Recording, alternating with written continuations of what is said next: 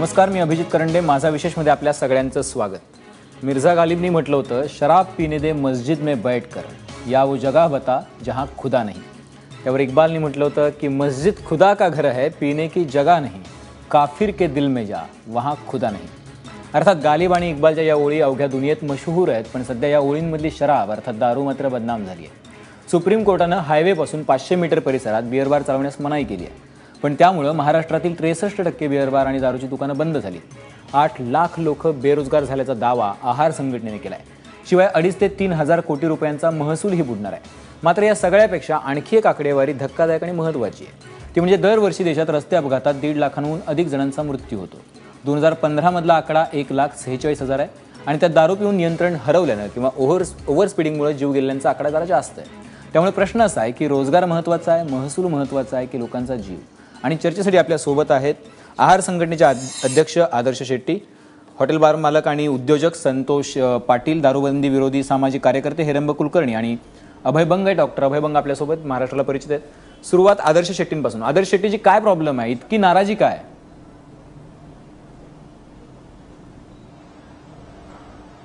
नाराजगी नहीं है, हम लोग चाहते हैं, नाराजगी नहीं है, हम लोग चाहते हैं कि जो भी सुप्रीम कोर्ट के तरफ से जो आदेश आया है हम उसको रिस्पेक्ट करते हैं और वो रिस्पेक्ट करने से हम समझते हैं कि आने वाले दिनों में महाराष्ट्र सरकार जो डी नोटिफिकेशन है वो हम करें.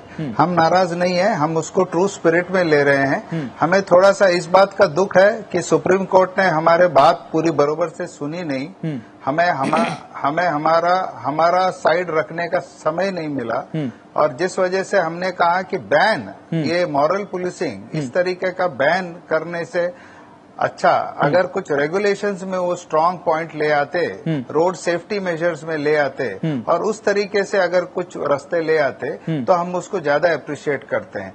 लेकिन सुप्रीम कोर्ट का हम निर्णय को हम स्वीकार करते हैं. ठीक आहे आदर्श शेट्टीजी, पण मुद्दे काय तुमचे? का म्हणजे आता सुप्रीम कोर्टाने म्हटलंय की दारू पिऊन गाडी चालवून ज्या रस्ते अपघातात मृत्यू होता त्यांचा आकडा जास्त आहे आणि त्यामुळे हा बॅन घातलेला आहे, त्याच्यामुळे त्याच्यावरती बंदी घातली सुप्रीम कोर्टाने. मग तुमचा मुद्दा काय नेमका? काय असं काही होत नाही असं तुमचा दावा आहे का? मग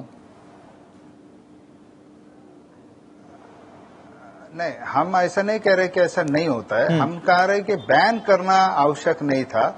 बैन के बदले में अगर वो अगर रेगुलेशंस लेकर आए, जैसे कि हाईवे में दारू पी के अगर चला, जैसे मुंबई जैसे शहर में आज के तारीख में अगर ड्रिंक ड्राइव करे तो बहुत सख्त कायदा कानून है. हम सख्त कायदा कानून करने के विचार में थे. सख्त कायदा कानून करने से क्या होगा कि जो लोग गाड़ी चलाते हैं, जो दारू पी के चलाते हैं, उसके ऊपर एक्शन होगा.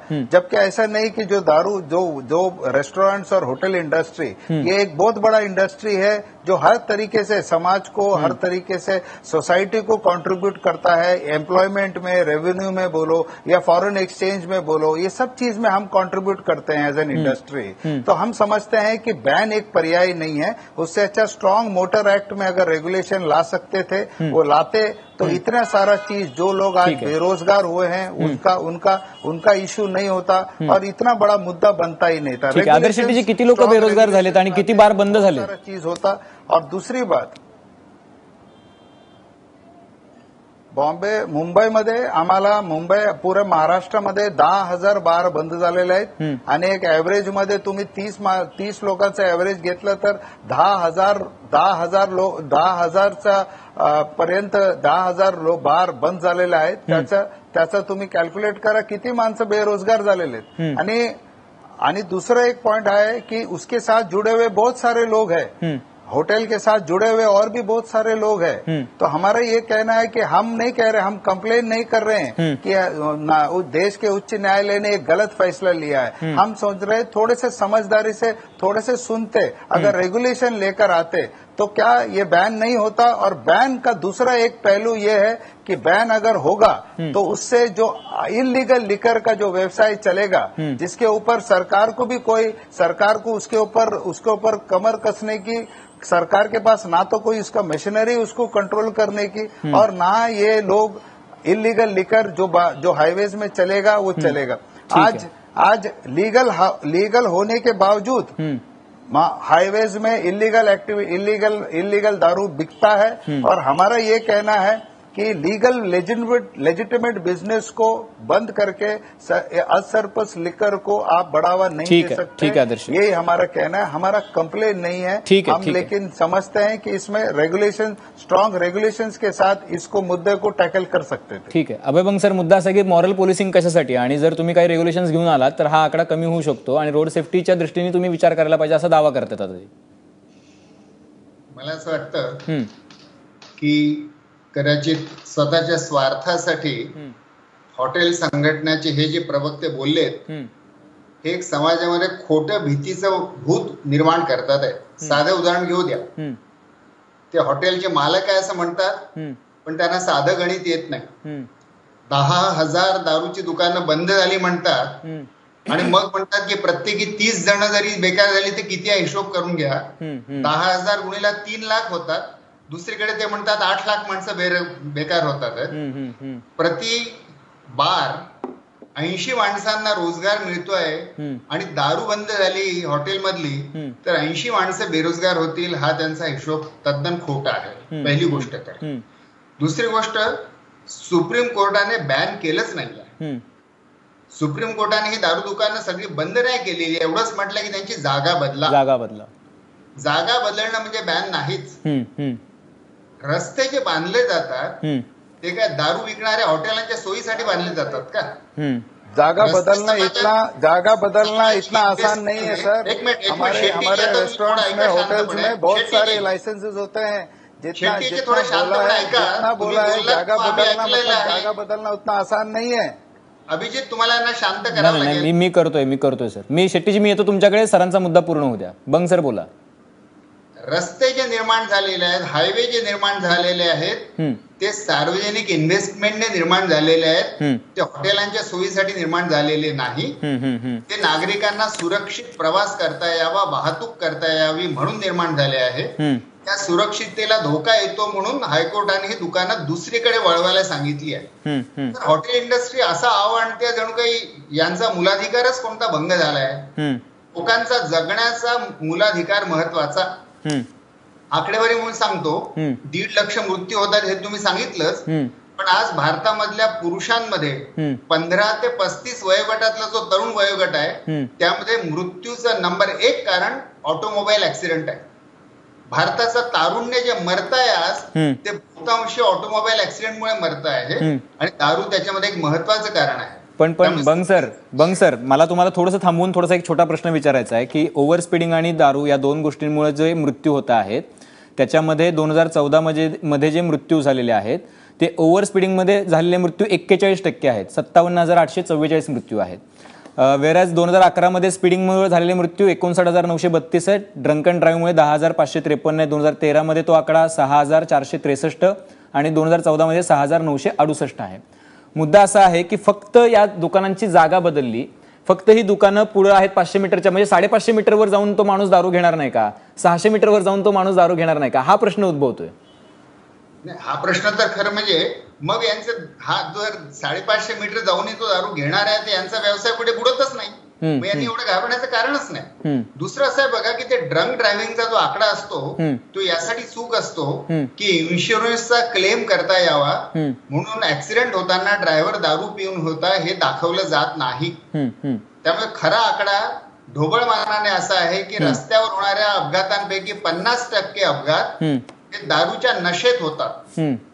मग ते गती वाढवून होतात की तोल गेल्यामुळे होतात की पण चालवणारा दारूच्या नशेत असतो। म्हणून जगामध्ये बहुतेक कोणत्याही देशामध्ये हायवे वरती दारू विक्री परमिट ठीक आहे। बंग सर मला तुम्हाला अजून एक प्रश्न विचारायचा। आता तुम्ही म्हणताय की दारूमुळे अपघात होतात, 50% अपघात होतात असं आपण धरून चालू आहे, पण असं नाहीये। बऱ्याचशे हेल्मेट न घातल्यामुळे, म्हणजे हूच्या वेबसाईटवरची आकडेवारी माझ्याकडे आहे आणि ती अशी सांगते की ओव्हर स्पीडिंगमुळे सर्वात जास्त मृत्यू होतात, त्याच्यानंतर मग हेल्मेट न घातल्यामुळे, त्याच्यानंतर दारू हे कारण आहे, नक्कीच आहे। पण लोकांची मानसिकता बदलली पाहिजे ना। मग असं आहे की हे 500 मीटरवरचं बंधन तुम्ही 1000 मीटर केलं आणि त्याच्या 1,500 मीटर केलं किंवा जागा बदलणं, यापेक्षा लोक जे आहेत, जी लोक रोज दारू पिऊन ड्रंक अँड ड्राईव्ह करतात, ज्यांना कायद्याची भीती नाहीये, ज्यांना नियमांची भीती नाहीये, त्यांना आपण कसं थांबवणार आहोत? ही दुकानं दूर गेली तर याच्यामुळे काय फरक पडेल असं खरंच तुम्हाला वाटतं का? बघा, जगामध्ये कोणत्याही सामाजिक प्रश्नाचं एक कारण कधीच नसतं, कारण अनेक असतात, पण त्यातलं रस्ते असुरक्षित होण्याचं एक महत्वाचं कारण दारू आहे.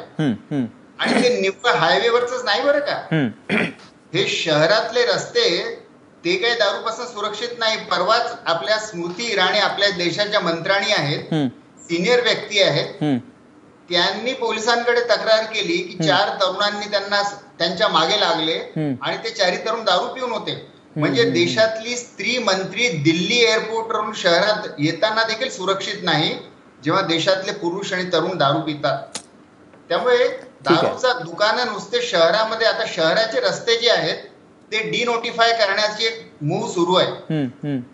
ही अतिशय घातक आहे, कारण शहरातली जनता, शहरातली वाहतूक, शहरातल्या स्त्रिया या सगळ्यांची सुरक्षितता दारू दुकानांमुळे धोक्यात पडते. संतोष पाटीलजी, आता तुम्ही सगळे डिस्कशन ऐकलं, दोन्ही बाजूंचे मुद्दे ऐकले. अभय बंग सर म्हणतात की ही एक तर सरकारनं तुम्हाला जागा बदला म्हणून सांगितलं, तुमच्या काही दुकानांना त्यांनी हात घातलेले नाही, बॅन केलं नाही. आणि दुसरा मुद्दा असा आहे की अपघातांमध्ये 50% प्रमाण जे आहे ते दारू पिल्यामुळं अपघात होतात, ड्रंक अँड ड्राईव्हमुळे अपघात होतात. आणि या सगळ्या मुद्द्यांमुळं हा जो निर्णय आहे तो योग्य असं म्हणणं. अभय बंग साहेबांच्या मुद्द्याशी मी सहमत आहे की जागा बदलल्यामुळं दारूबंदी किंवा दारू प्यायची लोक काय तुमच्या हॉटेलमध्ये येणार नाहीत असं काय होणार नाहीये. मग जर असं असेल, लोक जर जागा बदलून पण त्या ठिकाणी हॉटेलमध्ये येऊन जर दारू पिणार असतील तर मग जागा बदलून त्याचा फायदा होणार आहे का? आणि आज कायदेशीर पद्धतीनं जे शासनानं नियम अटी घातलेले आहेत त्या पद्धतीनं उद्योग करणारे, हे खरं तर मी उद्योजक म्हणून ह्या निर्णयावर मी नाराज आहे. कारण कायदेशीरपणे आम्ही जर उद्योग करतोय, परंतु ह्या निर्णयामुळं बेकायदेशीररित्या, अवैधरित्या जे उद्योग करतायत त्यांना अप्रत्यक्षरित्या ह्या व्हायच्यामुळं पाठिंबा मिळणार आहे. दुसरी गोष्ट, रोजगाराचा प्रश्न आता आपण चर्चेला, जवळ 10 लाख लोकांचा रोजगार त्याच दिवशी गेला. हा देशातली आकडेवारी. अभय बंग साहेबांनी आता 3 लाख म्हटले, पण हे 10,000 लोकसंख्या शेट्टी साहेबांनी सांगितली ती महाराष्ट्राची लोकसंख्या होती. देशभराचा जर आपण सगळा विचार केला तर फार मोठ्या प्रमाणात बेरोजगारी एका दिवसात निर्माण झालेली आहे. आणि महसुलाचा तर महाराष्ट्रातल्या 7,000 कोटीचा आणि देशाचा विचार केला तर फार मोठं नुकसान महसुलाचं होतंय, जे वैध मार्गानं महसूल शासन गोळा करते. आणि परत त्याच्यातून आता हे हायवेवरची दारूबंदी करून केवळ काही अंतरावरची हा जो काय फरक आहे, अंतराचा वरचा फरक, त्याच्यातून ऍक्सिडेंट थांबणार आहेत का? ज्या राज्यांच्या मध्ये दारूबंदी आहे त्या ठिकाणी किती ऍक्सिडेंट आज होत आहेत? म्हणजे हा पर्याय जो आहे तो योग्य पर्याय आहे का? आणि खरं तर आज हा मूलभूत हक्कावरचा पण हा मोठा गदा आहे. कशी काय मूलभूत हक्कावरची गदा कशी? आता बघा, आज आपल्या सुप्रीम कोर्टानंच शासनानं सांगितलं की डान्स बार बंदी करा. डान्स बार नको आहे, शासनानं सांगते. सुप्रीम कोर्ट म्हणते डान्स बार पाहिजेत. म्हणजे हे कॉन्ट्राडिक्टरी नाहीये का? का तर त्या बारबालांचा उद्योग जातोय, त्यांच्या मूलभूत हक्कावर, उद्योगाच्या मूलभूत हक्कावर गदा येते. मग आज इतक्या मोठ्या प्रमाणामध्ये लोकांचा रोजगार जातोय, त्यांच्या मूलभूत हक्कावर गदा येत नाहीये का? आणि ह्याच्याशिवाय जसं शेट्टी साहेबांनी सांगितलं की अनेक उपाय आहेत. आज तंत्रज्ञान एवढ्या मोठ्या प्रमाणामध्ये वाढलेलं आहे की मुंबईमध्ये तर ड्रंक अँड ड्राईव्ह खूप मोठ्या प्रमाणात यशस्वी झाले मुंबई पोलिसांच्यामुळं. हा मोठा ड्राईव्ह संपूर्ण जर देशभरामध्ये घेतला तर ह्याचं प्रमाण खूप कमी होऊ शकतं. अमेरिकेमध्ये सुद्धा जे IID सिस्टम वगैरे वापरली जाते त्याच्यासाठी. तर ह्या सगळ्या गोष्टी, आणि आता स्मगलिंग मोठ्या प्रमाणामध्ये वाढेल. आज हायवेवर जर बार नसतील तर गाडीमध्ये दारू पिऊन गाडी चालवायचं, पित असताना चालवत असताना प्यायचं, हे प्रमाणे वाढू शकते. पण संतोष पाटील साहेब, तुम्हाला तुमचा दावा आहे की स्मगलिंग वाढेल? तुमचं हॉटेल तर हायवेवरती आहे, पुणे बेंगलोर हायवेवरती आहे, आज जर असे व्यवसाय चालतात असं तुम्हाला म्हणायचं? निश्चितपणे चालतात. आज जर तुम्ही बघितलं तर जर हायवेवरचे ट्रक ड्रायव्हर्स आहेत ते धाब्यावरती जेवण करतात. धाब्यावरती परमिट रूम नसतं. मग त्या ठिकाणी अवैधरित्या जे चालू हा धंदा आहे, ह्या अशा पद्धतीच्या धंद्याला आवर घालणं हे शासनाचं काम आहे. ह्या गोष्टी न करता ह्याला अप्रत्यक्षरित्या आता पाठिंबा या सगळ्या गोष्टींमध्ये मिळणार आहे. ठीक आहे. मुद्दा असा आहे, हेरम कुलकर्णी सर, मुद्दा असा आहे की डान्सबार बंदीवरती संतोष पाटलांनी अतिशय महत्वाचा मुद्दा म्हणला. डान्सबार बंदी केल्यानंतर जर तो त्यांच्या मूलभूत हक्कावरती गदा असेल तर हा बाकीच्यांचा रोजगार पण हिरावला गेला, त्यांच्या मूलभूत हक्कावर ही गदा नाही का?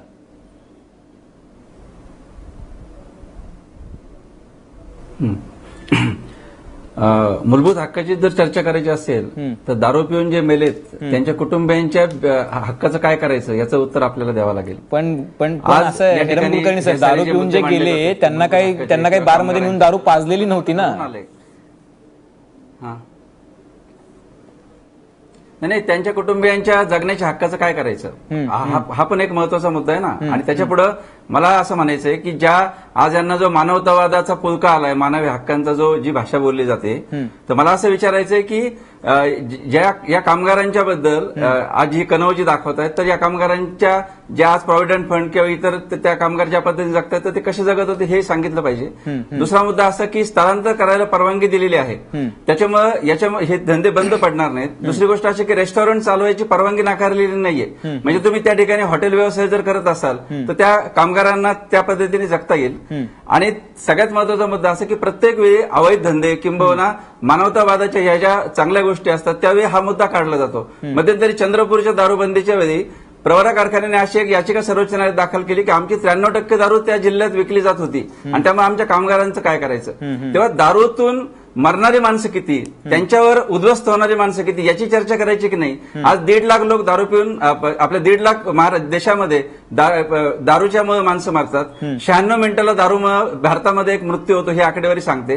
त्या प्रत्येकाचे 5-5 जर कुटुंबीय धरले तर त्यांचं काय करायचं. म्हणजे आपण यांच्या बेकारीचं जर करणार असू तर दारूमुळे जे प्रॉब्लेम निर्माण होत आहेत त्यांचं काय करायचं. दुसरा अवैध दारूचा मुद्दा या दोन्ही माझ्या मित्रांनी मांडला. या अवैध दारूच्या बद्दलचा सगळ्यात गंभीर मुद्दा हा आहे, मी ग्रामीण भागामध्ये काम करतो, की ही अवैध दारू यांनी सांगितलं धाब्यावर जाते, इकडे ती येते कुठून. ही दारू हवेतून येत नाही, ही दारू या परमिट असलेल्या दुकानातूनच स्मगल होते.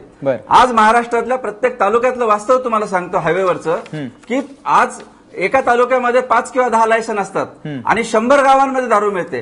हेच परमिटवाले 5-5, 10-10 दुकानांमध्ये दारूचं स्मगल करतात, दारू पाठवतात आणि आज ही अवैध दारू आहे. आज अवैध दारू म्हणजे हातभट्टी नाही. आणि हा मुद्दा.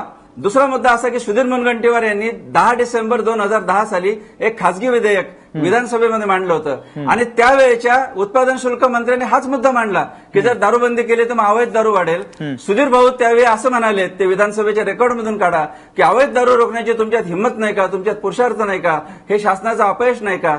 हाच प्रश्न आजच्या सरकारला आपल्याला विचारावा लागेल.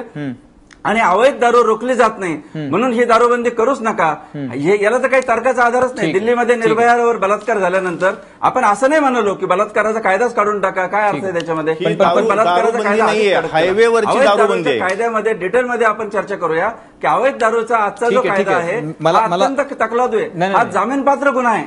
म्हणजे 5-5, 7-7 वेळा मला वाटतंय आज आपण दारूबंदीवर चर्चा करण्यासाठी या ठिकाणी बसलेलो नाही.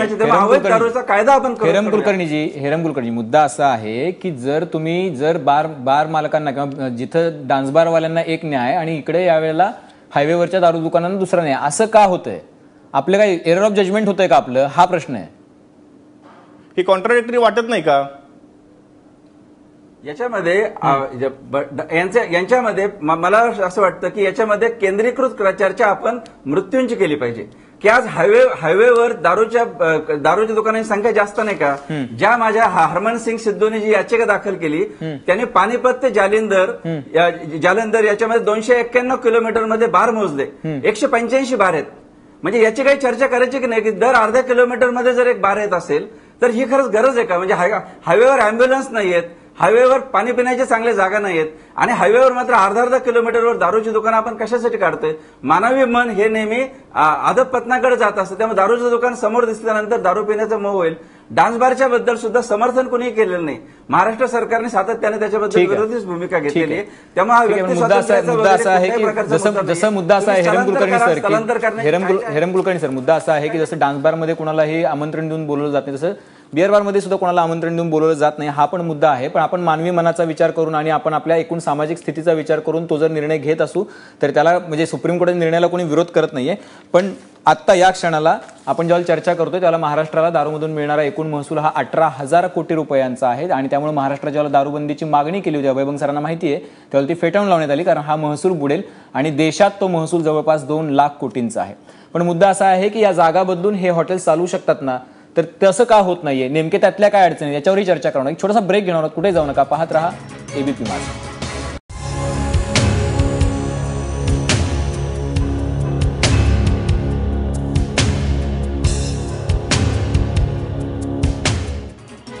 हायवेवरच्या दारूबंदीवर इतकी नाराजी काय? आदर्श शेट्टीचे मुद्दा असा आहे की 500 मीटरपर्यंतच तुम्हाला तिथं म्हणजे मागे न्या म्हणून म्हटलंय की 550 मीटरपर्यंत तुम्ही ॲरो लावून ते करू शकता. तुम्हाला प्रॉब्लेम काय आहे मग?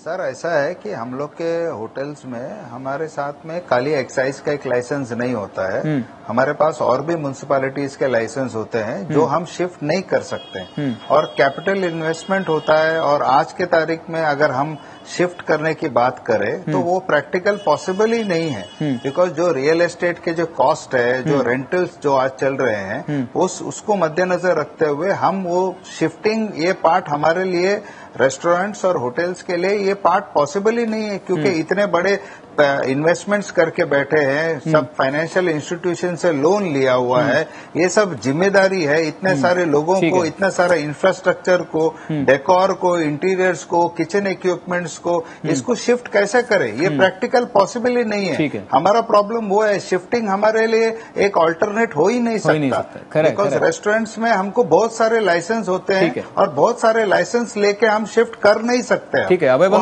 बंग सर, आता हे जे शिफ्टिंग जे आहे, समजा तुम्ही म्हणालात की ते काही बॅन नाहीये, ते शिफ्ट आहे. समजा एखाद्याने जर 500 मीटरच्या मागे नेऊन आपलं सगळं, आता आदर्श शेट्टी म्हणतात की ते काही सोपं नाहीये, पण त्यांनी अवघड ही कसरत सगळी पूर्ण केली आणि पाठीमागे नेला 550 मीटरवरती आणि त्याला ॲरो दाखवला, तर काही लोक जाणार नाहीत का? लोक तर जाणार आहेत ना. तर मुद्दा असा आहे की आपण जो इलाज त्याच्यावरती काढू पाहतो तो इलाज तकलादू असं तुम्हाला वाटत नाही का? कारण जर आपल्याला अपघातच थांबवायचे असतील तर याच्याविषयी जरा भयंकर आणि जरा जालीम इलाज काढायला पाहिजे होता. हा इलाज जरा तकलादू असं वाटत नाही तुम्हाला? बघा, या बाबतीत हेरम कुलकर्णी जे म्हणाले ते अगदी बरोबर आहे की रस्त्याने गाडी चालवणारा ड्रायव्हर आहे, थोडा त्याला थकवा आला, त्याला चहा प्यायला हरकत नाही, पण त्याला जर तुम्ही दारू पिऊन थकवा तरतरी आणली तर त्याच्यासोबत त्याचाही जीव धोक्यात पडतो आणि इतरांचाही जीव धोक्यात पडतो. जेव्हा कोणत्याही गाडीचा एक ड्रायव्हर दारू पितो तेव्हा रस्त्यावर चालणाऱ्या सर्वांचे जीव धोक्यात पडतात, तुमचा देखील, माझा देखील आणि आदर्श शेट्टींचा देखील. बरोबर. म्हणून इतरांच्या जीवनाच्या सुरक्षिततेसाठी आवश्यक आहे की गाडी चालवणाऱ्या कोणी दारू पिऊ नये. आता तुम्ही हे करू शकत नाही की दारूचे मोठमोठे बॅनर लावाल, बोर्ड लावाल, जागोजागी त्या मेनका रंभा नाचताना दारूच्या बाटल्या आणि याला म्हणाल की तू बिलकुल मन तुझं विचलित होऊ द्यायचं नाही. विश्वामित्राचं मन विचलित होतं, तो बिचारा ड्रायव्हर काय? म्हणून सुप्रीम कोर्टाचा हा निर्णय बरोबर आहे.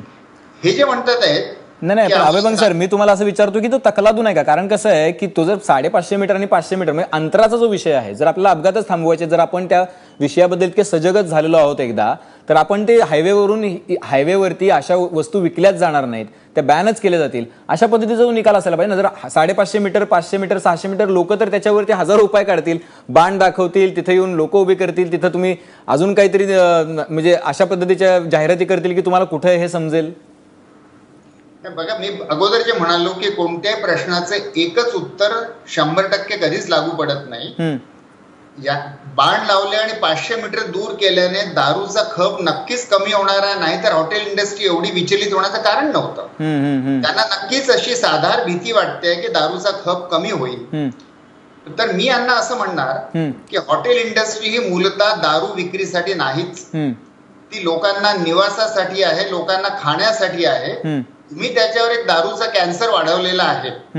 सुप्रीम कोर्ट जर त्याला दूर करत असेल तर तुम्हाला एवढं दुःखी होण्याचं कारण नाही. पण जर सुप्रीम कोर्ट दूर करतंय आणि दुसरीकडे राज्य सरकार आता डिनोटिफाय करायचा प्रयत्न करतंय ना, पण ते सगळे रस्ते महापालिकांच्या ताब्यात द्या, लोकल बॉडीच्या ताब्यात द्या.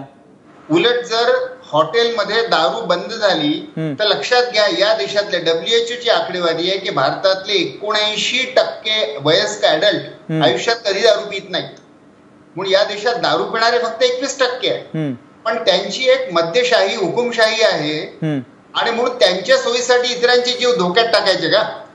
आणि म्हणून जर हॉटेलमध्ये दारू विक्री कमी व्हावी, माझी इच्छा आहे की ती कमी व्हावी, तर जास्त स्त्रिया हॉटेलमध्ये येऊ शकतील, इतर नागरिक येऊ शकतील, यांचा हॉटेल इंडस्ट्रीचा बाकी खप वाढेल. म्हणून यांनी काळजी करण्याचं कारण नाही. दारूचा खप कमी होईल, अन्नाचा खप वाढेल, सभ्य गिराईक जास्त येतील. ठीक आहे. संतोष पाटील, तुम्हाला तर काय घाबरण्याचं कारण नाही, म्हणजे सरकारनं आता आश्वासन दिलंय किंवा तुमच्या आहार संघटनेची लोक पण भांडतायत आणि आता डिनोटिफाय रस्ते करण्याची मोहीम आता चालू होणार आहे. महापालिकांनी जर तसं प्रस्ताव दिला तर सरकार त्याला मान्यता देणार आहे, त्यामुळे तो एक प्रश्न मिटूनच जाईल ना. नाही, मला असं वाटतंय की डिनोटिफिकेशन जे आहे हा निव्वळ धुळफेक आहे. जे शासनानं हे डिनोटिफिकेशन जे लावलंय ना, हे एकतर 17 एप्रिलला जे आता ते संधू गेलेले आहेत ते 17 एप्रिलला त्याच्यावर सुनवाई आहे डिनोटिफिकेशनच्या वरती. दुसरी गोष्ट, सुप्रीम कोर्टाची ऑर्डर ज्या वेळेला आली त्यावेळेला हे जे नॅशनल हायवेला आणि स्टेट हायवेला जे परमिट रूम्स होते ते सुप्रीम कोर्ट ऑर्डर आली त्यावेळेला ते नॅशनल आणि स्टेट हायवेला होते. आता त्यानंतर जर तुम्ही डिनोटिफाय करून करणार असाल तर मग ते वैधतेचा परत प्रश्न त्या ठिकाणी येतो. आणि महत्वाचा मुद्दा असा आहे, ह्या ज्या म्युन्सिपालिटीज आहेत, लोकल बॉडीज आहेत, ह्या बॉडीज त्यांचे स्वतःचे रस्ते डेव्हलप करायसाठी त्यांच्याकडे फंड्स आहेत का? हे नॅशनल हायवे आणि स्टेट हायवे कसे हे मेंटेन करू शकतील? हा मुद्दा आहे. मला राज्य सरकारच्या धोरणावरती बोलायचं आहे की राज्य सरकारनं आता ही डिनोटिफिकेशन करून ह्या सगळ्या गोष्टी करताय, हे धुळपे काय, ह्याच्यातनं काय फारसं साध्य होईल असं मला वाटत नाहीये. आणि सगळ्यात महत्वाचं, सगळ्या राज्य सरकारांनी आणि केंद्र सरकारांनी सुद्धा सुप्रीम कोर्टामध्ये एकत्रित जाऊन ह्या विषयावर बोललं पाहिजे. त्याचं कारण असं की फक्त 8 राज्य सुप्रीम कोर्टामध्ये गेले आणि सगळी मोठे राज्य, महाराष्ट्रासकट अनेक मोठी राज्य, मध्य प्रदेश असेल, उत्तर प्रदेश असेल, ही राज्य कोर्टामध्ये गेली नाहीत. ह्याचं आता परवाच्या 31 तारखेला कोर्टानं ऑब्झर्वेशन आहे की मोठी राज्य आली नाहीत, त्यामुळे कोर्टाला ह्या सगळ्या गोष्टी खरं तर मांडल्या गेल्या पाहिजे होत्या कोर्टाच्या समोर, त्या मांडल्या गेलेल्या नाहीत. पण मग का म्हणजे तुम्हाला एकीकडे सरकार डिनोटिफाय करायला तयार आहे, सरकार तिकडे कोर्टात पण जात नाही, असं का होतं? नाही, पण त्याच्यात ही डिनोटिफिकेशन कोर्टात गेलं पाहिजे. कशासाठी कोर्टानं? सरकार बघा, राज्य उत्पादन शुल्क किंवा एक्साईज हा राज्याचा विषय आहे. प्रत्येक राज्यामध्ये वेगवेगळे कायदे आहेत. ठीक आहे. आणि हे जे कायदे केलेले आहेत त्याच्यावर आज ज्युडिशियल ऍक्टिव्हिजम आहे. सुप्रीम कोर्टानं राज्यांच्या ह्याच्यावर गदा आणले. आता सुप्रीम कोर्ट किंवा कोर्ट म्हणजे लेजिस्लेचर नाहीये, कायदा नाही बनवू शकत, शासनाने केलेल्या कायद्याची अंमलबजावणी करू शकतं. हे जे राज्यातले वेगवेगळे कायदे आहेत हे सगळे कायदे बाजूला सारून, कारण जवळजवळ 100 अटी आम्हाला हे परमिट रूम चालू करताना 100 अटी आम्हाला पळाव्या लागतात, अनेक अटी आहेत त्याच्यामध्ये. तर आता ही त्याच्यामुळं हा जो मुद्दा आहे, अंतराचा जो मुद्दा आहे, ते सगळ्या राज्यांनी, म्हणजे ह्याच्यामध्ये बेरोजगारी होते, ह्याच्यामधून महसूल वाढतो, ह्या अनेक गोष्टी असल्यामुळे सगळ्या राज्यांनी एकत्रित येऊन आणि केंद्र शासनाने एकत्र येऊन सुप्रीम कोर्टामध्ये रिव्ह्यू पिटिशन परत दाखल केली पाहिजे. हा याच्यावरचा उपाय आहे. कारण नाही, जॉग्राफिकल कंडिशन प्रत्येक राज्यामध्ये वेगळी आहे. म्हणजे 500 मीटर अंतरावर तुमचं सरकार, तुम्ही म्हणताय की सरकारने केलं पाहिजे, पण सरकार डिनोटिफाय करायला तयार आहे, पण तुमच्यासाठी तिकडे कोर्टात भांडायला तयार नाही, ही वस्तुस्थिती आहे. मांडलं पाहिजे कोर्टामध्ये, मांडलं पाहिजे, पण आता ते करत नाहीयेत ना. तुमची मागणी करत नाहीत. हेरम कुलकर्णी, आपल्याकडे वेळ थोडा आहे, मुद्दा असा आहे होईल असं वाटत नाही. मुद्दा असा आहे हेरम कुलकर्णीजी, की जर आपल्याला अपघात रोखायचे तर आपल्याला ऑलरेडी कायदे आहेत. दारू पिऊन रस्त्यावर वाहन चालवणं हा गुन्हा आहे कायद्याने. मग तो तिथं तर आपण काही अंमलबजावणी करत नाहीत. आपले पोलीस तर तिथं काही दिसत नाही. स्टेट हायवेजवरती, नॅशनल हायवेजवरती, अगदी आपले मुंबई पुणे एक्सप्रेस हायवेवरती पण तसे कधी चेकअप झालेलं कधी बघायला तरी मिळत नाही. खूप कधीतरी बघायला मिळतं. आपण रोज नवीन कायदा, नवीन त्याच्यामध्ये नवीन नियम, नवीन अटी आणतो. त्यांनी काय साध्य होणार आहे? आपण त्याच्यावरती अंमलबजावणी तर करताना दिसत नाही आहोत.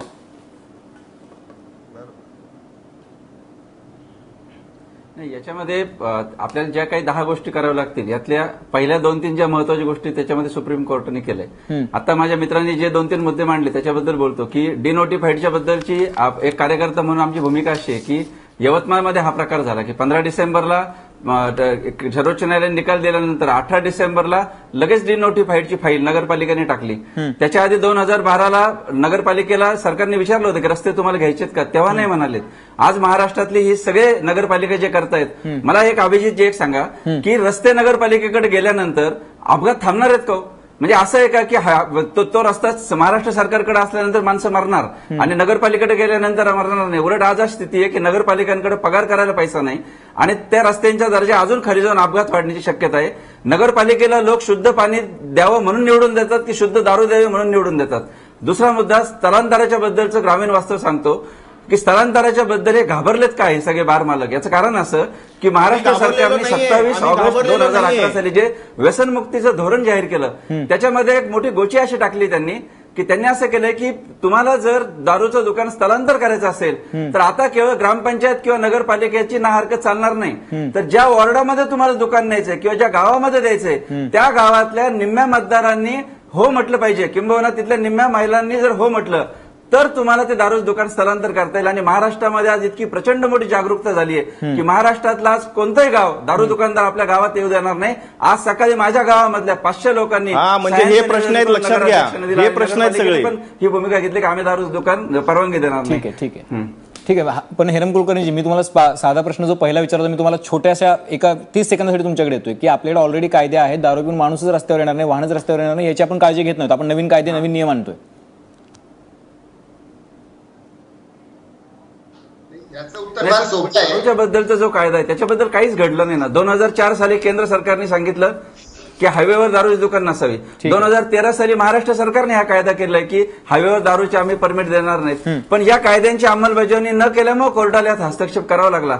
अभिजित, जे तुम्ही म्हणता ते बरोबर आहे की आपल्याला हेल्मेटची सक्ती करावी लागेल, आपल्याला रस्त्यांचा दर्जा सुधारावा लागेल, आपल्याला वाहनाच्या बद्दल जागरूकता निर्माण करावी लागेल. पण हे करण्या अगोदर दारूमुळे जर 50% माणसं मरणार असतील तर आपल्याला 50%वर काम करावं लागेल आणि मग उरलेल्या गोष्टी. ठीक आहे. अभय बंग सर, शेवटची 30 सेकंद. रस्त्यावरच्या प्रत्येक वाहनाचा ड्रायव्हर दारू प्यालाय की नाही हे तपासणी अतिशय कठीण, कारण लाखो तपासण्या कराव्या लागतील. त्याच्याऐवजी महाराष्ट्रातले 8-10 हजार जर दुकानं दुसरीकडे वळवता आली तर हे एक स्ट्रक्चरल सोल्युशन होईल, एकदा केलं की कायमचं होईल. बालबालांच्या नृत्यामुळे, जरी मी असं मानतो की बालबालांचं शोषण होतं असहाय्य स्त्रियांचं, पण त्यांच्या नृत्यामुळे कोणाचे जीव जात नव्हते. इथे 1.5 लाख लोक मरतात आहेत. त्यामुळे बालबालांचा मुद्दा आणि रस्त्यांवरच्या दारूच्या दुकानाचा मुद्दा अतिशय चूक आहे. ठीक आहे. मुद्दा असा आहे की वेळेच्या मर्यादेमुळे संतोष पाटीलजी तुम्हाला मला थांबवावं लागतं. आवडलं असतं अजूनही याच्यावरती चर्चा होऊ शकते. मात्र बालबालांकडे गेल्यामुळे अनेक संसार उद्ध्वस्त झाले आणि घरं उद्ध्वस्त झाली आपण बघितलेलं आहे. जसं दारूमुळे आणि अपघातांमुळे सुद्धा लोकांचे जीव जात आहेत हे सुद्धा खरं आहे.